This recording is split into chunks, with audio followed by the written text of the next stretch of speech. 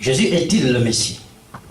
Pour que nous puissions croire qu'il va venir. Parce que nous attendons le Messie d'abord. Voilà que Jésus va passer, lorsqu'il va faire son ministère, faisant son ministère, ben il va accomplir un certain nombre de signes. Parce que Jésus-Christ va nous dire, lorsqu'on va lire Jean 48, que nous ne pourrons croire en lui, qu'il est le Messie, que parce que nous aurons vu les signes. Et quels sont les signes qu'il accomplit? Il y a deux types de signes qui vont s'accomplir. Les signes propres à l'omniscience de l'Éternel et les signes propres à l'omnipotence de l'Éternel. L'omniscience de l'Éternel, c'est-à-dire sa toute sagesse, son intelligence, c'est que l'Éternel a dit, a pourvu depuis les prophètes, c'est-à-dire la connaissance de l'Éternel. Et l'omnipotence de l'Éternel, c'est son pouvoir qui se réalise et se manifeste à travers les miracles. Donc voilà que l'Éternel, Jésus-Christ plutôt, fait un somme de miracles, et cette somme de miracles ont pour objectif amener le peuple juif à la croyance. Au fait de croire qu'effectivement devant nous, il y a le Messie qui est venu et qu'il réalise son règne. Mais la question qui va se poser, c'est pourquoi les Juifs n'ont-ils pas perçu, n'ont-ils pas reconnu en Jésus leur Messie? Parce que à plusieurs niveaux, on reconnaît que le peuple juif a finalement en fait accepté le fait que Jésus soit leur Messie. On peut prendre par exemple l'histoire de la Samaritaine. Parce qu'on prend l'histoire de la Samaritaine, à un moment donné, Jésus détourne son chemin pour venir à Samarie. Et lorsqu'il arrive à Samarie, il croise une femme. Après conversation, la femme lui dit, celle-ci lui dit que en fait, nous attendons notre Messie qui va nous expliquer toutes ces choses, qui va nous apprendre des choses. Donc là, nous apprenons qu'en fait, le Messie est attendu. Et est attendu par qui? Par les Samaritains. Les Samaritains étaient un peuple qui, avec les Juifs, ne s'entendent pas, mais font querelle. Mais en réalité, c'est un même peuple, ce n'est que, comme on dit chez nous, même pipe, même tabac, ce sont des frères. C'est un même peuple, les Juifs et les Samaritains. Donc, pour revenir dans l'histoire, les Juifs et les Samaritains, on va revenir à la Samarie, c'est l'Israël, lorsque on revient plusieurs temps en arrière, à un moment donné, il y a le roi David qui est au trône, après il y a son fils Salomon qui est au trône, mais il y a que Salomon a péché. Parce que Salomon a péché à travers l'impudicité, Dieu va le punir. Mais il ne va pas le toucher lui parce qu'il a accompli des choses merveilleuses pour l'Éternel, notamment la construction de son temple. Mais ce que l'Éternel va dire, c'est que en fait, après la mort de Salomon, le peuple Israël sera divisé en deux. Donc lorsque cette division s'accomplit, au nord nous avons Israël avec pour capitale Samarie, et au sud nous avons la Judée avec pour capitale Jérusalem. Donc en réalité, donc les Juifs et les Samaritains ne sont qu'un même peuple qui à un moment donné ont dû faire divergence, mais tous attendent leur Messie. C'est la raison pour laquelle il faut comprendre la réaction de la Samaritaine. La Samaritaine, à un moment donné, elle parle avec Jésus, et Jésus lui dit que, à un moment donné, elle dit à Jésus, nous attendons notre Messie qui va nous dire toutes ces choses.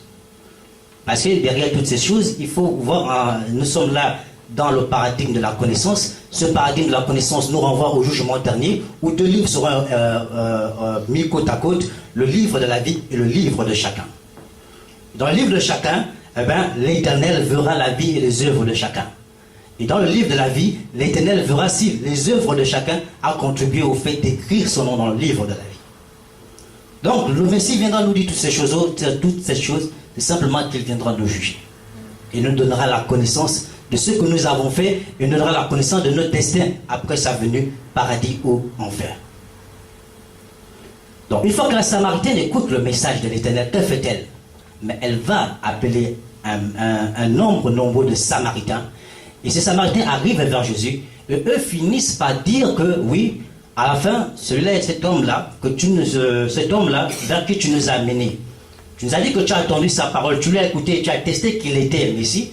Nous sommes venus, nous l'avons écouté, mais en réalité, nous croyons, non pas parce que tu as dit, mais parce que nous aussi, nous avons entendu. Donc voilà qu'un peuple juif, une portion du peuple juif est d'accord que Jésus-Christ est le Messie.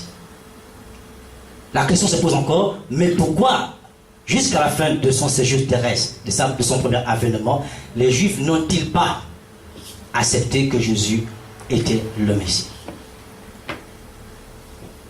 Lorsque Jésus-Christ va ressusciter Lazare, il ressuscite Lazare.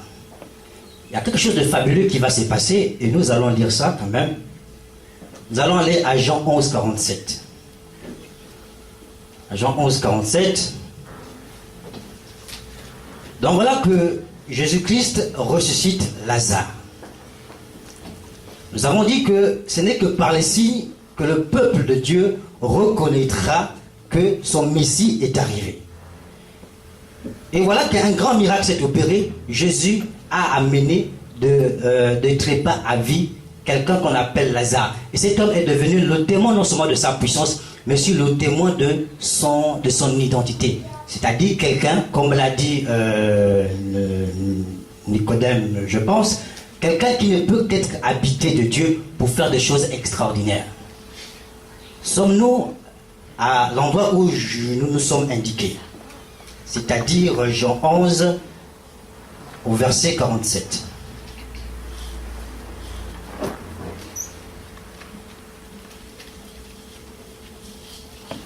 Donc il y a en guillemets une réunion du Sanhédrin. Le Sanhédrin, c'est le conseil supérieur spirituel. C'est aussi le conseil juridique qui décide de la crédibilité ou de la validité des actions ou des discours. Donc voici les Sanhédrins qui se réunissent et disent ceci. Jusqu'à présent, on pensait que les pharisiens, les sadducéens ne connaissaient pas qui était Jésus. On pensait qu'en fait, ils avaient une lecture erronée de la parole des Écritures. Ceux-là qui étaient même des docteurs, qui passaient leur vie, non seulement par tradition, mais aussi par pratique, et qui connaissaient exactement la loi. Jusqu'à présent, on a taxé, on a dit qu'ils étaient ignorants de l'Écriture, ignorants de la parole de Dieu, lorsque nous, qui sommes étrangers entre guillemets de l'Écriture, nous avons facilement aisance à habiter cette parole-là.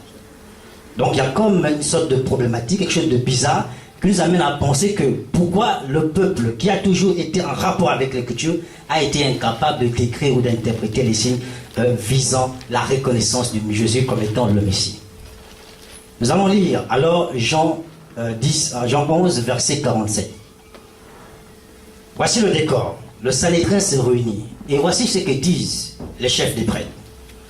Alors les chefs des prêtres et les pharisiens convoquèrent le grand conseil, donc le Sanhédrin. Et se posent une question. Qu'allons-nous faire? Disait-il. Cet homme, c'est-à-dire Jésus, accomplit trop de signes miraculeux. Si nous le laissons faire de la sorte, tout le monde va croire en lui. Alors les Romains viendront et détruiront notre temple et notre nation. Dans une autre version, on va dire que cet homme accomplit les signes. Ici, dans ma version, celle que j'ai à présent, on dit il accomplit trop de signes. Mais dans une version, on dit il accomplit les signes.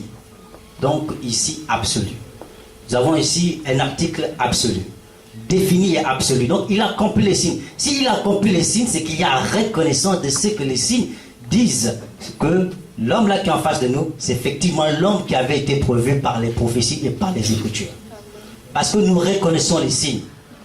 Jésus-Christ, nous ne devons pas appeler ça, c'est Jean 48 qui dit, vous ne pouvez pas croire si vous n'avez pas vu des signes. Et voilà que le Sanhédrin a reconnu les signes. Et une fois qu'ils reconnaissent les signes, ils se posent des questions. Qu'allons-nous faire? Devons-nous accepter que cet homme-là, c'est le Messie? En fait, il se trouve qu'il y a une grande question qui se pose dans le peuple même juif, notamment dans les partis politico-religieux, les sadducéens et les pharisiens. La grande question, c'est la peur de l'homme et la peur de Dieu. D'un côté, n'oublions pas, nous sommes sous domination romaine.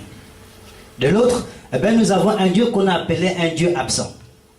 D'ailleurs, les Juifs eux-mêmes disent, nous avons un Dieu que nous invoquons et qui ne nous répond pas. On parle alors de la vacance de Dieu, un Dieu absent. Et même les philosophes juifs disent Dieu est mort. Donc finalement, si ce Dieu est mort, pourquoi alors allons-nous avoir peur de ce Dieu-là qui est mort? Donc, préférable pour nous qui sommes sous domination, qui sont sous oppression, de faire allégeance au peuple qui nous met sous oppression, c'est-à-dire le peuple romain. Donc ici, il y a un parti pris qui est fait, mais il y a quelque chose de grand qui est révélé en fait. On dit ceci, nous avons peur des Romains. Mais nous ne voulons pas que les Romains en fait anéantissent le peuple comme les Grecs ont dispersé le peuple. Donc pour sauver la nation, que faut-il faire? Nous avons sacrifié cet homme-là. Nous avons sacrifié cet homme-là qui s'est dit être le Messie. Mais ceci n'est pas intéressant pour nous. Ce qui est plus intéressant pour nous, ce sera Jean 12, versets 42-43. Ce sont toujours ces mêmes responsables religieux, donc on va dire ces pères, qui devaient reconnaître les signes qui parlent. Jean 12, 42-43.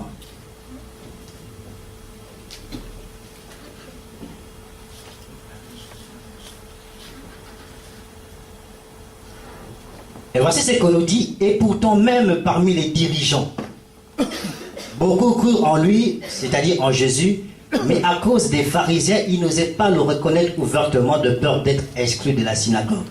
Car ils tenaient davantage à l'approbation des hommes qu'à celle de Dieu. C'est-à-dire qu'ils tenaient davantage aux honneurs des hommes qu'aux honneurs de Dieu. Donc voici deux raisons ici qui nous expliquent pourquoi, déjà au niveau même des pères, on a refusé que Jésus-Christ soit le Messie.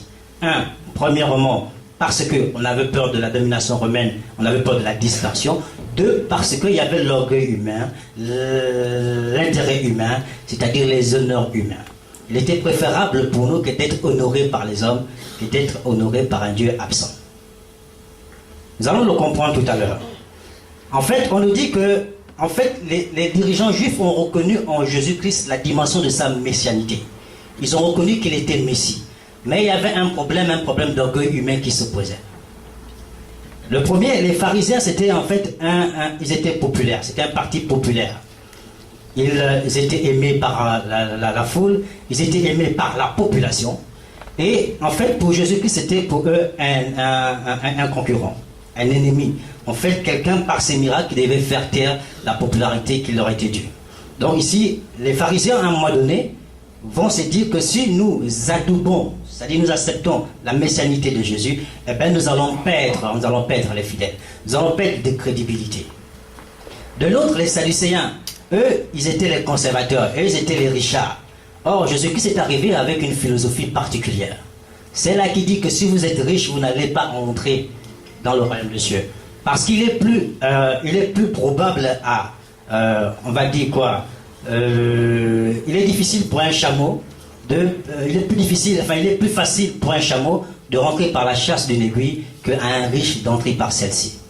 Donc il y a un discours particulier qui favorise la pauvreté. Donc les Sadducéens, pour se mettre à l'abri, pour préserver non seulement leur conservatisme, pour préserver leur richesse, vont se dire, ben celui-là c'est notre ennemi, nous allons refuser de l'adouber. Donc sa messianité, nous allons la remettre en cause. Il y a un autre